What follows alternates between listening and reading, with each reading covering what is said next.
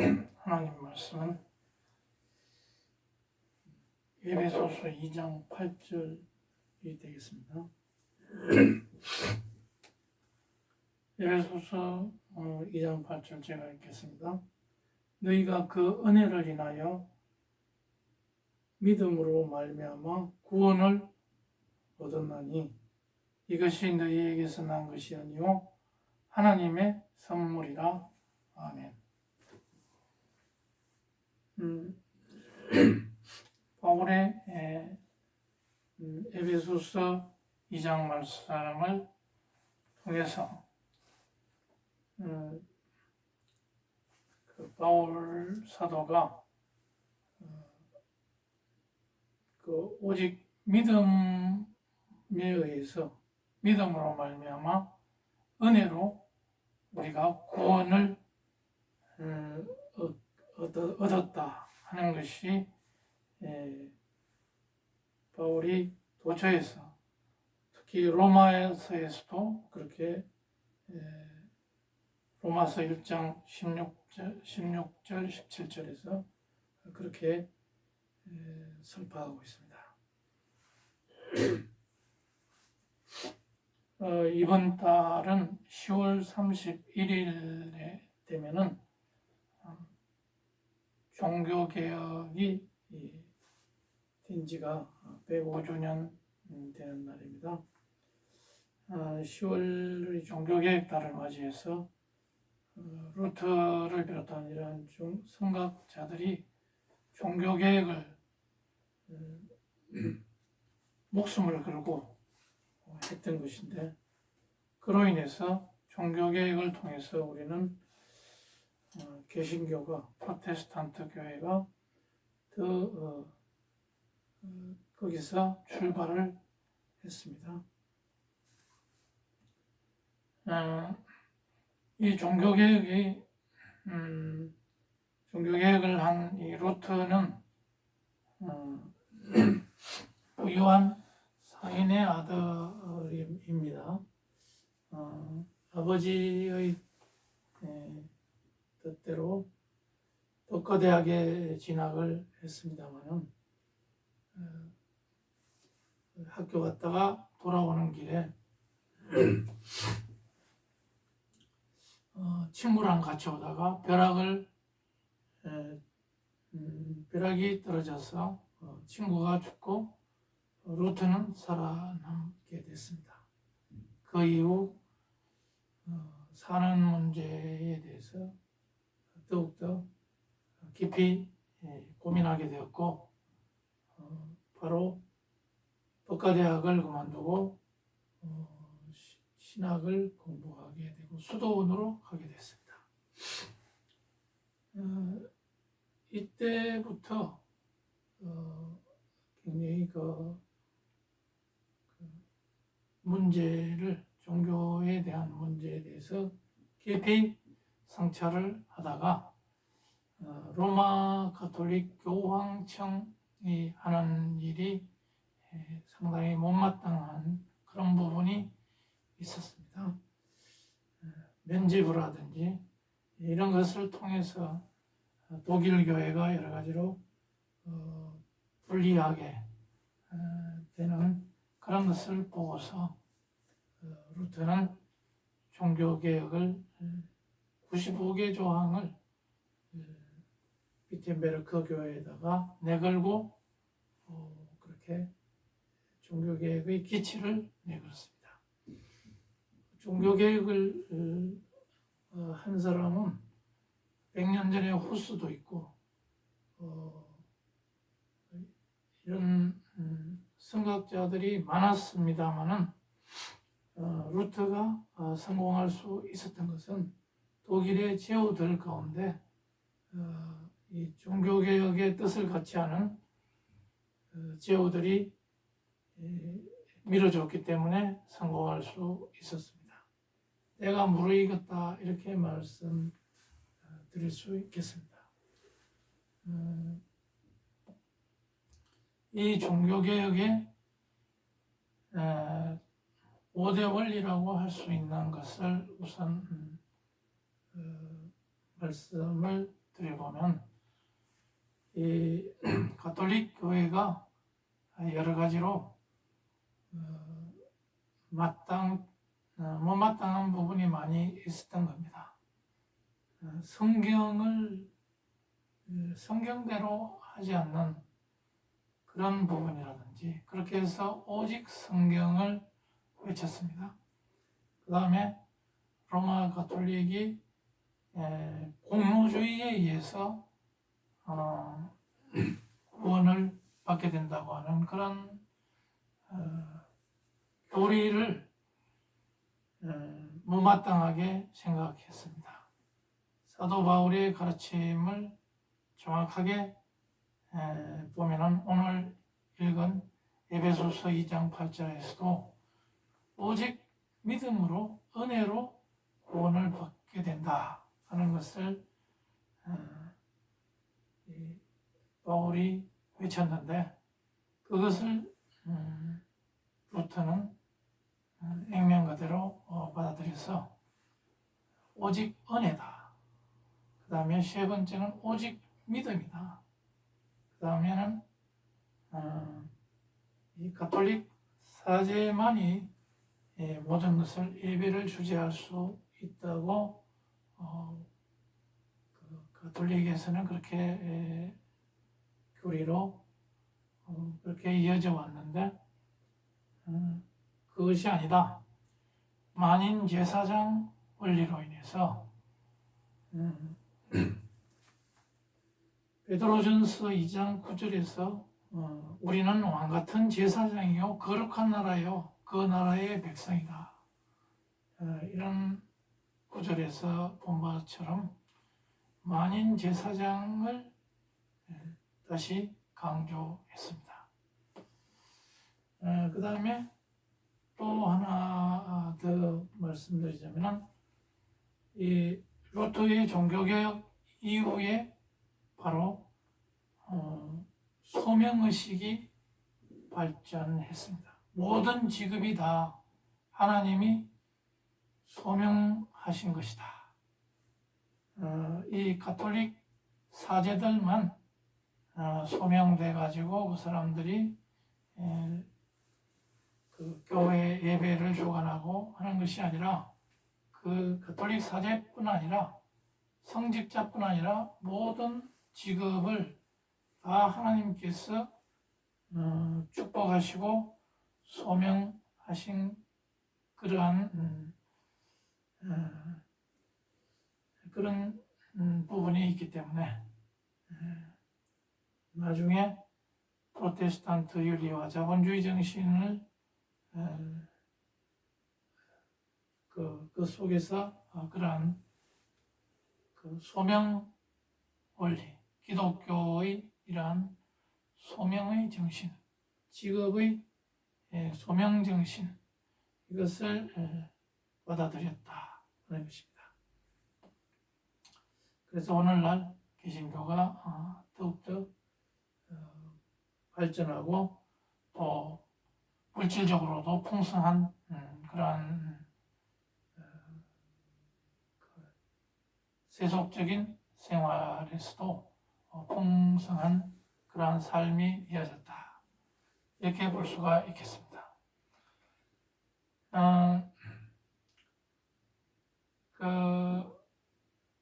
만인 제사장 원리는 예수님이 십자가에서 못 박히실 때 바로 그때 성소의 위장이 찢어졌기 때문에 지성소에 누구나 나아갈 수가 있다, 그렇게 해서 하나님을 만날 수 있다 하는 것을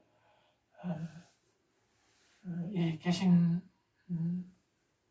루터의 종교개혁에서는 이것을 강조를 했습니다. 이러한 1517년 이런 종교개혁이 한 500년이 지난 지금에서는 전 세계에, 특히 서구에는 이러한 지도 원리가, 종교개혁의 정신에 의한 지도 원리가 빛을 발하고 빛을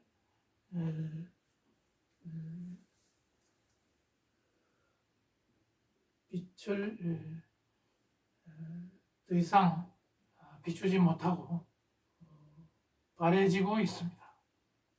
무슨 얘기냐면 유럽에서 기독교가 자꾸만 인구가 사라지게 된다 하는 것입니다. 거기에는 이제 이슬람권이 더욱더 팽창하고 기독교는 점차 줄어드는 이러한 불행한 시대에 접어들었습니다. 그것은 더 이상 기독교가 지구상 인구에게 더 이상 지구촌의 지도 원리가 되지 못한다는 그런 메시지가 될 수도 있겠습니다만, 그런데 유독 우리 미국과 우리 한국에서는 그리고 아프리카에서는 더욱더 이러한 기독교가 더욱더 팽창세를 보이고 있다. 우리나라도 얼마 안 가면은 서유럽의 전철을 밟을 것이다 이렇게 말하는 사람 많습니다. 그러면 이러한 한국 그 지구촌의 이러한 종교 개혁을 통해서 지도 원리가 된 이런 개신교의 이런 사상이 그러면 앞으로 어떻게 될 것인가? 개신교는 더 이상 지도 원리가 될 수 없는 것 아니냐? 그러면은 동방 정교가 아직은 영성이 남아있기 때문에 앞으로 나갈 방향이 동방 정교가 되지 않을까 이런 생각도 조심스럽게 해봅니다. 동방 정교는 뭡니까? 초기 12사도들이 그 동방 정교에 많이 들어가서 그 사람들이 교리를 발전시켰고, 이러한 구원론에 있어서도 개신교와 약간 다른 이런 전통을 가지고 있습니다. 어쨌거나 뭔가 새로운 이런 지도 원리가 나와야 되겠다 하는 생각을 해보면서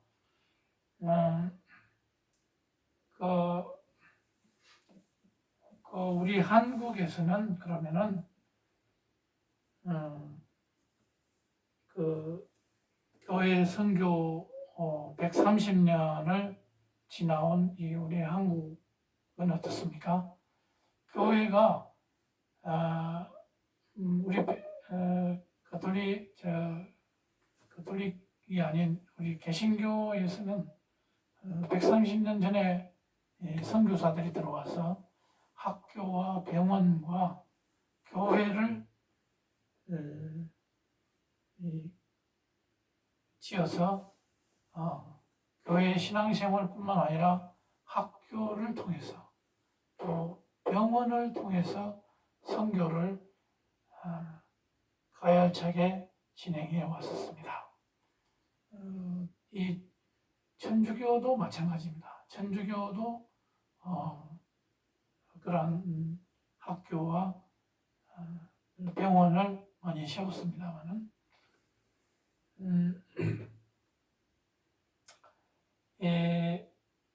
이 한국의 이런 개신교 선교사들은 이런 어떤 자기 고국에서 편안하게 사는 것을 마다하고 우리나라 와가지고 이렇게 씨를 뿌렸기 때문에 오늘날 이만큼 세계 10대 강국이 되고 이런 개신교 선교의 아주 모범적인 국가가 됐다. 이것을 우리는 이런 빚을 지고 있는 이런 상황입니다. 미국과 영국 이런 개신교 선교사들의 그러한 헌신적인 선교 덕택에 우리가 이만큼 빨리 발전할 수 있었다 하는 것을 잊어서는 안 될 것입니다. 그렇다면 우리는 이 빚을 제3세계 믿지 않는 데 가서 우리가 선교를 해서 그 빚을 갚아야 되겠다 하는 것이 우리의 앞으로의 사명이 될 것입니다. 그 다음에 그러나 오늘날 우리 한국의 이러한 개신교라든지 이런 기독교의 상황은 어떻습니까? 학교는 공교육에 넘겨주고 정교조가 대부분 접수해서 이 기독교 사상을 말살 젊은 층 어린애들부터 말살시키려고 하고 있습니다. 그 다음에 의료계는 우리는 더 이상 기독교가 발 디딜 틈이 없습니다. 의료보험으로 다 커버가 되고 있습니다. 그 다음 교회는 개신교 이런 개인의 기복신앙에 빠져 있습니다. 목사 개인의 사업적 성공에 빠져서 대형화만 추구하고 있습니다. 교회 지을 궁리만 하고 있습니다. 교회가 제 역할을 못하기 때문에 신천지나 이런 인터컵이나 이런 소위 말하는 이단이라는 교파가 득세를 하고 있습니다.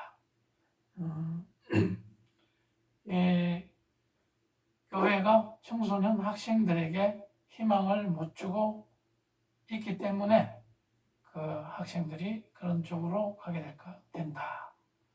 목사의 자질에도 문제가 있습니다. 무조건 믿자, 교회 나오라, 헌금하라, 이렇게만 외치는 목사들에게서 젊은 사람들은 배울 게 없다고 하는 것입니다. 그래서 신천지나 이런 쪽으로 빠져나가는 것이다, 이렇게 말할 수가 있겠습니다. 우리 한국 교회는 그래서 앞으로 어떻게 될 것인가?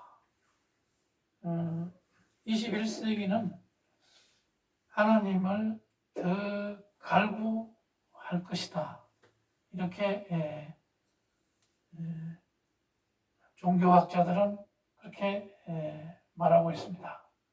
그렇지만 교회에 모이는 수는 줄어들 것이다. 포스트 모던의 문화를 반영해서 어느 한 사람의 독단적인 어떤 지도 원리에 거기에 매이지 않으려고 하는 이러한 사람들이 늘어났기 때문에 거기에다가 코로나 팬데믹 이후에 모임이 대폭 줄어들었고 이 팬데믹이 끝나도 진정한 교회로 몰릴 가능성, 이러한 교회로 몰릴 가능성은 줄어들고 있다. 그렇지만 진정한 교회로 몰릴 가능성은 아직도 많이 있다. 왜냐? 사람들이 가면 갈수록 마음속이 피폐해지고 있기 때문에 마음속에 하나님을 갈구하는, 이 절대자를 갈구하는 이런 생각이 움틀 것이기 때문에 더욱더 진정한 교회라면 거기에 사람들이 나올 가능성이 있다, 이렇게 보는 겁니다. 그래서 결론적으로 말씀드리자면 과거를 되돌아보는 것만으로 부족하다. 우리가 선교 130주년을 되돌아보고 선교지를 탐방하는 그런 것만으로는 부족하다. 교회가 행동하는 교회가 되어야 된다. 말로만 헌금만 많이 걷어서 어떻게든 교회 건물만 삐까번쩍하게 세워서 자기 성공 목회의 성공을 잣대로 성공의 잣대로 삼으려는 이런 사람들에게는 더 이상 비전이 없을 것이다. 행동하는 교회가 되어야 된다. 그것은 이웃 사랑을 해야 된다. 이것은 예수님이 가르쳐준 이러한 명령이 되겠습니다. 가난한 사람을 구제하는 이러한 이웃 사랑에 매진해야 된다. 그 다음 영성이 제대로 된 영성이 강해져야 된다. 이 영성이라는 것은 오로지 하나님을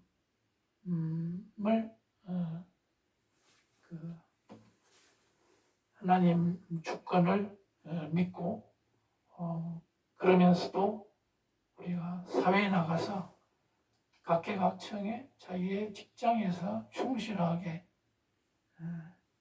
직장생활을 하고 또 정직한 이런 거짓말 안 하고 이렇게 정직한 이런 말씀 가운데 있는 사람이 영성이 있다. 이렇게 보는 것입니다.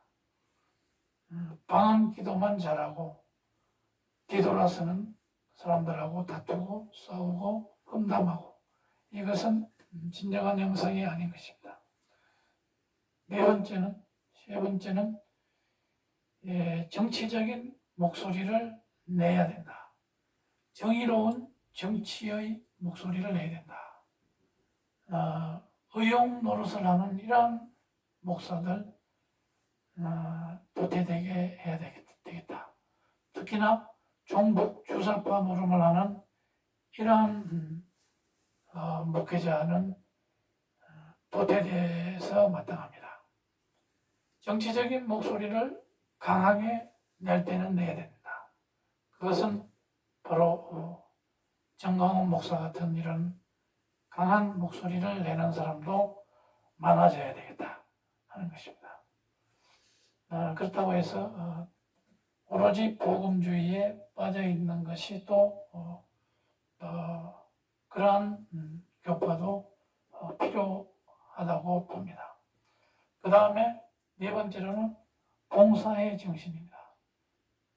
우리가 교회 안에서만 봉사하는 것이 아니라 사회와 직장에서 자기 일을 철저하게 잘하는 것이 바로 봉사다. 이렇게 말씀드리고 싶습니다. 학자면은 그 학문 영역에서 열심히 해서 그 노벨상을 받는 정도까지 아주 훌륭한